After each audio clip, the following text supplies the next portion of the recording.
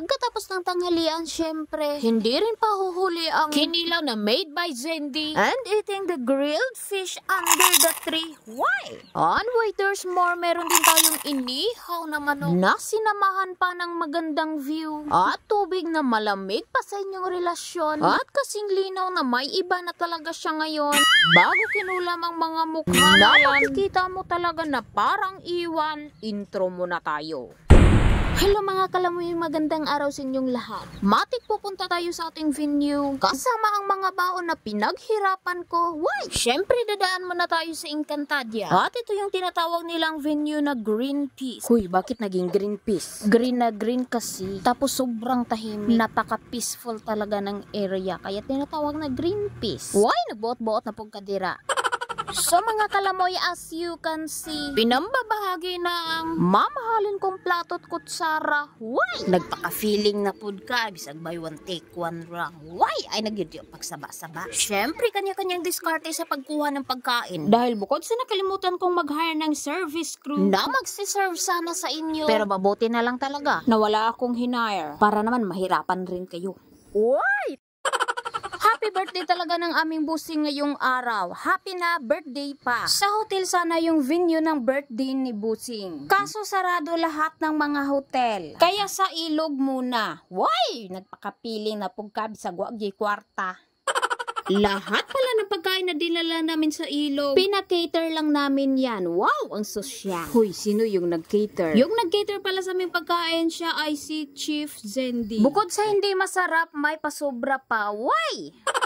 Kumbati panigkaon na yung akong mga silingan, no? Padayon ta sa atong lamoy portion. Dili lang sa nato daghano natong kaon karon. Kay naa pa ni gitawag nga batch 2. Matik dayon imnan dayon nato na dihag ko. Kay kaning sugbaon og kilawon naghulat ni sa atoa karon. Mao ning batch 2 nga atong hikayon para sa birthday celebration. Bago ang kinilaw preparation, kailangan natin mag-face exercise. Dahil ito yung kibaling secret recipe para maging masarap yung kinilaw. Sinimulan ko na ngang sinabunutan yung isda. Why? May buhok lang ang peg. Oy, nganong peg man, nga fish man na. Pinagchachap ko na nga ang isda into ground fish. Why? Ginawang giniling na isda. At itong birthday boss namin, bago siya makipagtuhugan, why tuhugan yun? Kailangan mo na niyang mag-body exercise. Baka kasi si Kumari yung matuhog. Why? Pag-shordera. Matagal talaga ang proseso sa pagkaing inihaw dahil paubos na yung apoy pero ang kwentuhan. Hay nako, parang walang katapusan. So, ayan na nga, sinimulan na nilang tuhugin ang dapat tuhugin. Why? Kapag inihaw na isda, maganda talaga kapag bibig yung unang tusukin. Pero kung bet mo sa bandang puwetan, ay ikaw na bahala kung saan mo gusto. Kung gusto mong tuhugin sa tagiliran, ay ikaw na bahala dyan. Pagkatapos nga nilang tuhugin ang lahat, why? Lahat yun. Lahat ng mga pagkain bound sa mga sinimulan na nga nilang isalang sa apoy. Lisod pag sa tubig na isalang. Basta ligo-ligo ang tirada, lami pag kaayo magsugba-sugba diring dapita. Triple purpose sa ning pagsugba-sugba nato karon diring dapita. Maliban sa mabusog tayo, syempre makaatabang pud nig abog-abog sa mga lamok diring dapita. O gawasan na ka ng tugnaon na bitaw ka, amudang ka ng kalayuha, o di ba triple purpose. Samtang naghuwata ng sinugba nga maloto, aw abrihan sa nato ning pamalakas ang ilim nun. What? Syempre ka na lang sa kay ang pula nga kabayo, wa gid nato mauban. Kay perteng gahia og pise, na wa gid madala. Kay naghiko-hiko man. O gisugdan dayon na sa atong birthday bossing dirang chat. Huwag mauna day na resulta sa panduay.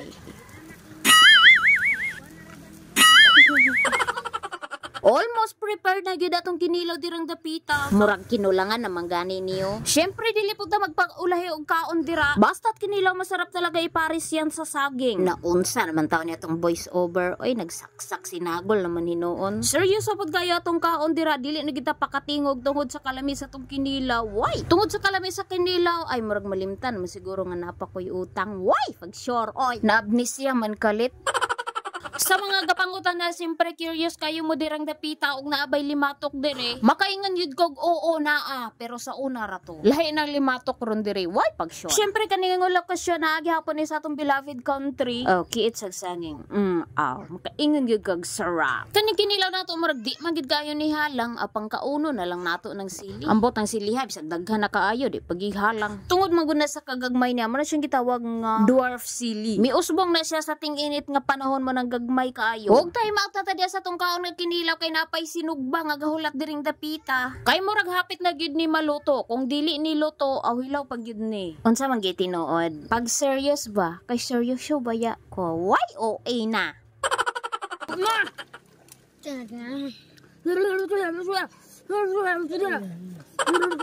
Atay. Init.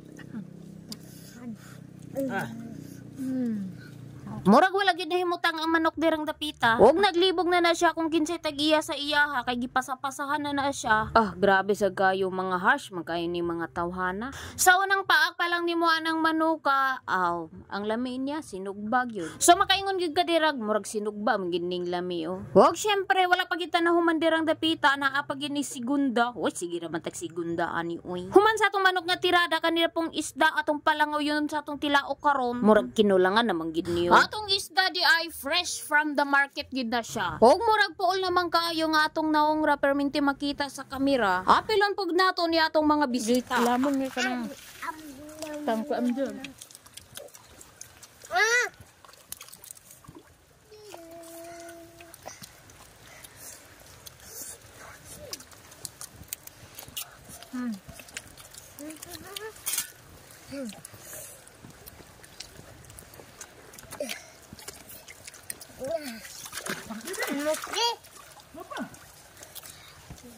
Pag human dirag lamoy murag punga na magid kaayo aw salom sa tadiring dapita. Kay tagaod na magutman ta na pa may sobra-sobra aw napatay masima-simaon niya. Kusog po kay nimo dagang balyenaw. Huwag taning bata di pag ini magpalupeg. Aw grabe pong lamoy ani niya. Murag hapit-hapit sila kadakuan ning isda aba. Why pag syoroy? Huwag syempre kabalog yun siya nga dili niya mahurot mo nang gihatag na niya. Huwag paghatagan ng bata ato pong gigrab ang opportunity. Why? So I am eating now the grilled fish under the tree. Dato na pulutan. Isda.